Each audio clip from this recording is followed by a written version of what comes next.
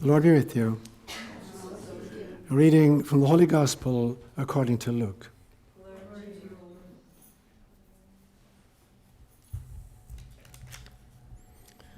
Very early on Sunday morning, the women went to the tomb, taking the spices which they had prepared. They found that the stone had been rolled away from the entrance, so they went in, but they didn't find the body of the Lord Jesus. As they stood there, puzzled, two men suddenly appeared to them, clothed in dazzling robes. The women were terrified and bowed with their faces to the ground. Then the men asked, "Why are you looking among the dead for someone who is alive? He isn't here. He's risen from the dead. Remember what he told you back in Galilee? That the Son of Man must be betrayed into the hands of sinful people and be crucified, and that he would rise again on the third day?" Then they remembered that he had said this. So they rushed back from the tomb to tell his 11 disciples and everybody else what had happened. It was Mary Magdalene, Joanna, Mary the mother of James, and several other women who told the apostles what happened. But the story sounded like nonsense to the men, so they didn't believe it. However, Peter jumped up and ran to the tomb to look. Stooping, he peered in and saw the empty linen wrappings. Then he went home again, wondering what had happened. The gospel inspired by God.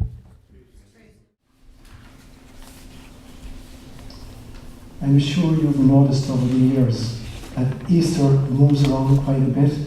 It's a kind of feastful romance. And the reason is that it's tied to a lunar calendar. It's not tied to the solar calendar. So it moves significantly. So the way it's figured out in the Catholic Church is that Easter Sunday is the first Sunday after the first full moon after the spring equinox.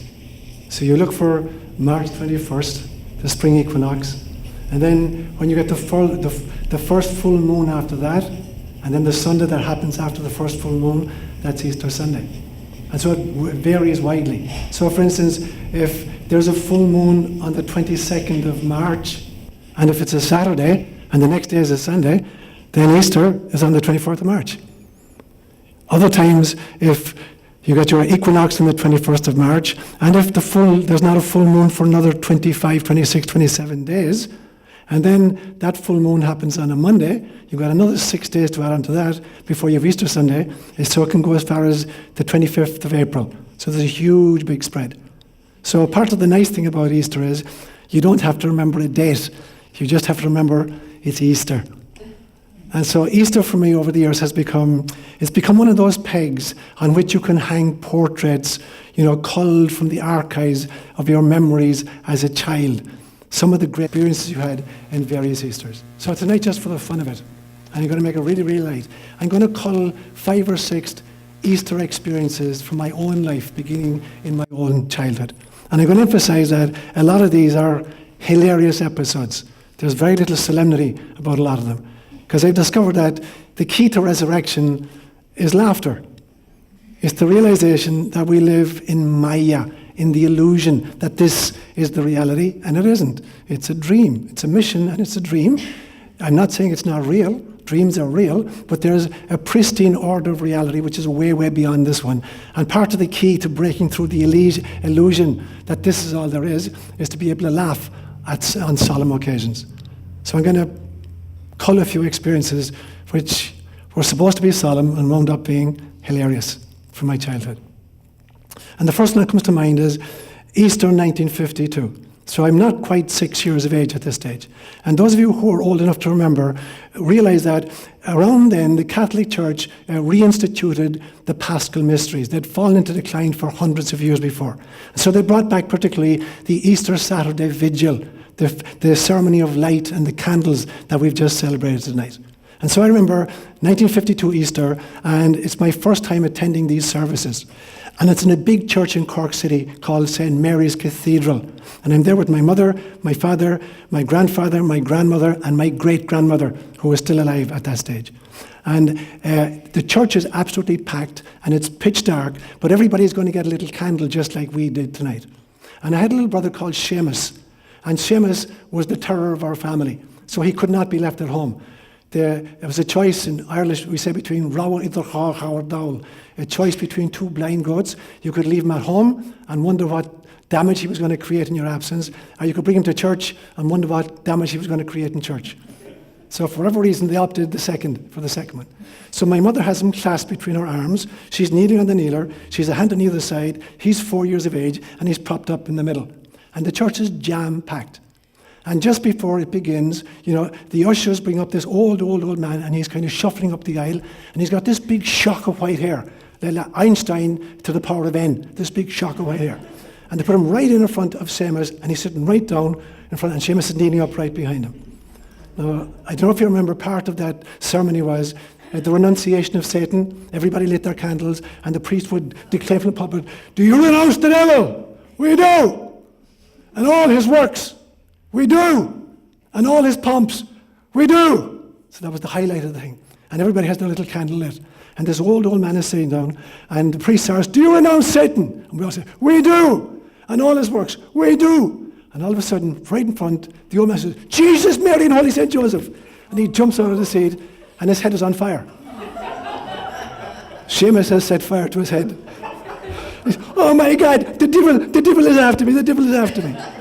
So the two ushers grab him, and they run him to the church, and there's a big baptismal font, a big marble font, full of water, and they dunk his head in it 3 or 4 times. And you hear, shh. That was my first Easter experience. The second one was in 1961. And I was in second year in high school, what you call like a sophomore here. And it was the 150th anniversary of the building of the school.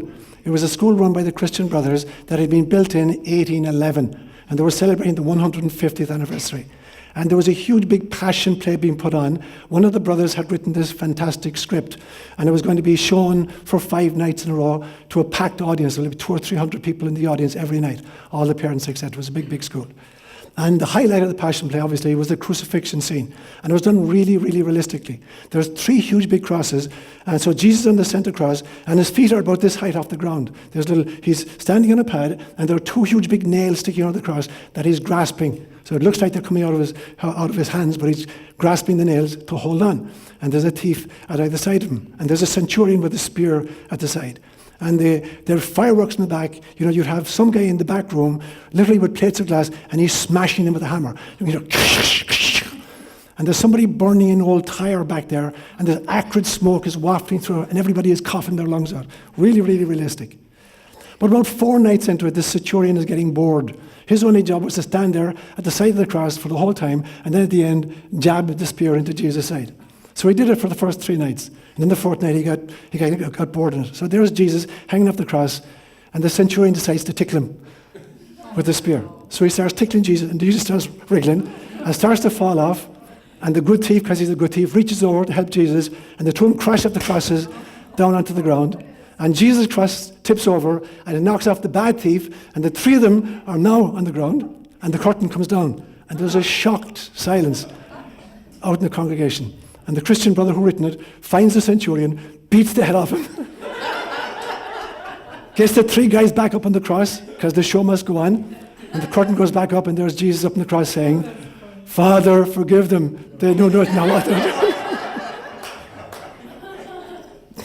That was my second Easter. The next one was 1965. And at that stage, I'm in the seminary. I joined the seminary when I finished high school. I joined the seminary on the 14th of September in 1964. And so now it's Easter Sunday in 1965. And I'm witnessing my first ordination. So the class of 65, after 8 years in the seminary, are now going to be ordained. And they're being ordained in a little church called Killamot. The church in the seminary was too small to hold everybody, because there was about 140 seminarians in total between the 8 years of training, and then the parents would be in and the families would be in. So the ordinations took place in a little church about 2 miles away from the seminary called Killamot. And there's a great story behind Killamot.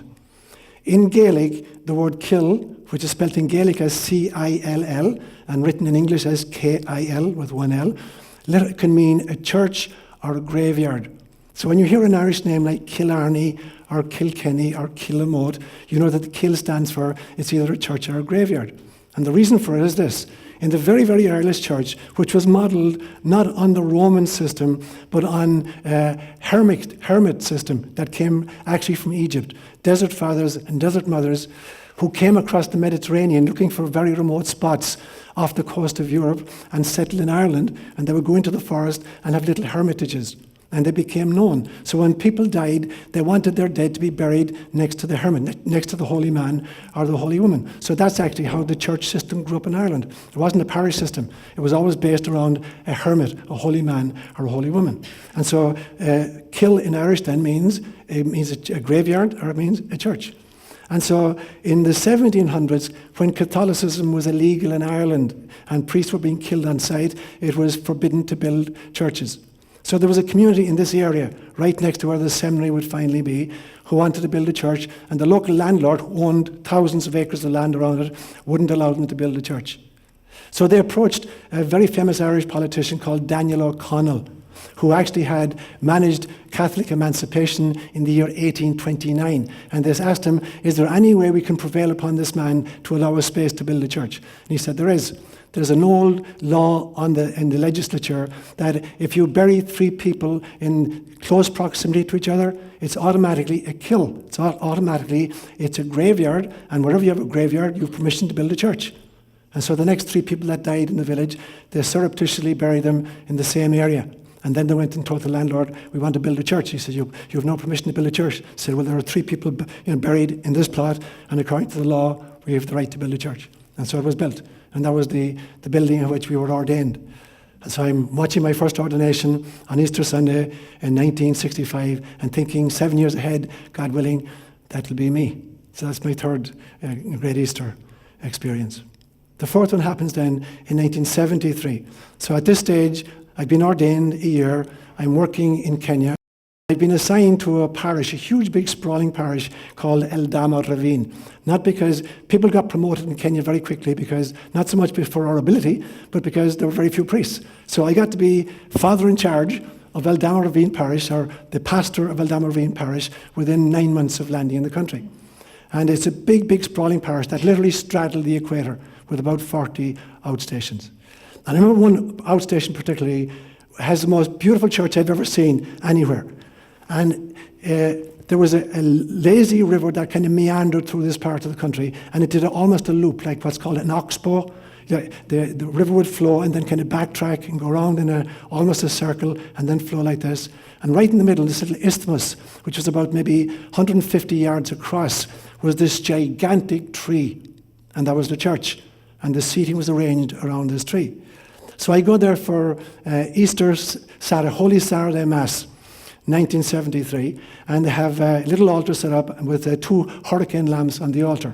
And at the other side of the tree, the back of the tree, there's another hurricane lamp, and I would first hear confessions back there. So there's a little seat, and I'm sitting down with this light dangling over my head, and people would come up typically and kneel at the side and then confess like this to the side.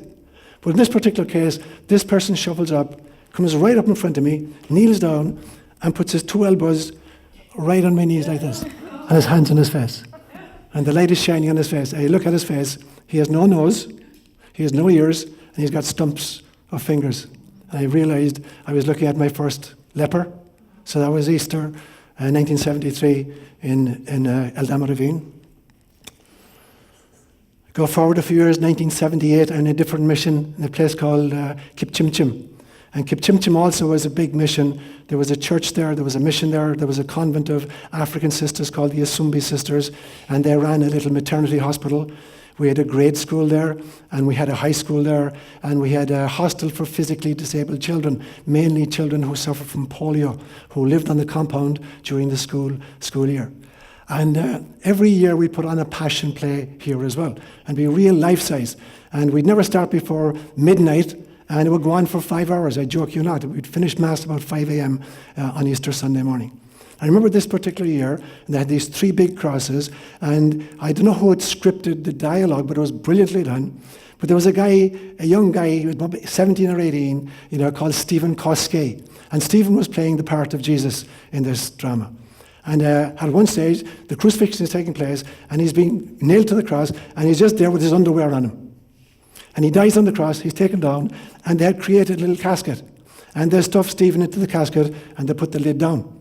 And there's dead silence in the church. And all of a sudden, the casket starts gyrating all over. I wonder what the hell is going on in there. All this kalele going on inside in the coffin. And after about 2 minutes, the coffin opens, and Stephen steps out, and he's wearing one of my vestments. I don't know how the hell he managed it. Inside in this thing, he manages to get this vestment onto him and to stand up and to resurrect. And he's glaring down at the audience. Don't mess with me. And then he spots Herod. Herod is still there, and he goes down in front of Herod, and he puts his hands on his hips, and Herod has a heart attack and dies. I don't know who scripted. Herod died, collapsed. And they bring Herod up, and they stuff him into the coffin, and all the disciples sit on the coffin. So that was Easter 1978. And the last one would have been Easter 1981. I'm in a different mission, a mission called Kituro. And we did, on Good Friday each year as well, we had a procession with the cross. And it went from the mission, which was about half a mile outside the little village. It went through the village, and then it went up a mountain called Mount Morop, which was about maybe 4,000 feet elevation above the village. So it would be like a 3-hour trek to get up to it as we're celebrating the Stations of the Cross on the way up. So we're making our way laboriously up this place. And these are very, very fit people. These are the Kalenjin people. These are the great runners of Kenya, people who cleaned up in the Olympics from the 1960s right through and still win the Boston Marathons and the New York Marathons, whatever. They're the people from there. So we get up to the top of the mountain, and we plant the cross, dig a hole in the ground, and we plant the cross. And we're all around in circles, maybe 300 of us, kneeling around in concentric circles. And all of a sudden, the biggest puff adder I've ever seen in my life, it's a vicious kind of a reptile, is coiled around the base of the cross. And somebody shouts, "Oi, Shaitani Amakuja! The devil has arrived!" And the place cleared out, and there was 4-minute miles going every side of the mountain. In about 10 seconds flat, I was the only person left on the mountain with the puff adder. But I had a big, big walking stick with me, and I used to play hurling as a kid in Ireland. And so with 3 well-aimed blows, I dispatched him. And I'm walking down the mountain. There's nobody left at this stage. They're all headed for home. And I'm thinking, if only I had been in the Garden of Eden when Adam and Eve were being tempted by the devil, I could have saved humanity a whole bunch of trouble. Happy Easter.